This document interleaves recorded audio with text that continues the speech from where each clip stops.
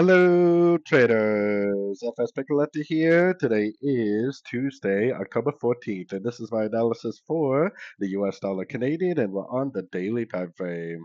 So on the daily time frame, we got a nice five waves down right here. We got a nice break of structure. So we know that more than likely this move up is at least a pullback to this whole move down.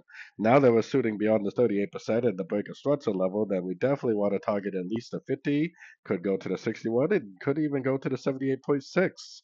A correction could go all the way to 78% of the last move down.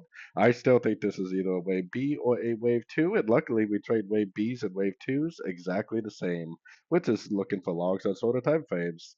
Now, I definitely wouldn't be trying to go long right now. Unfortunately, all the dollar pairs have been trending, and unless you're already long, it would be really dangerous to go long right now. I definitely still wouldn't be recommending any shorts, but I would for sure be recommending longs when we get pullbacks, especially if you get like a little 1, 2, 3 way pullback and a nice little Fibonacci bounce. Those are definitely the trades that I would be looking for.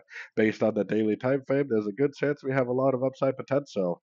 Now, that doesn't mean it's just going to shoot up and just keep on going. There should be some pullbacks along the way, which is great news for us because that should give us opportunities to go long at the end of these pullbacks for the continuation of the uptrend. So anyways, don't forget to check out my website linked over here in the corner. And as always, thank you for watching and happy trading.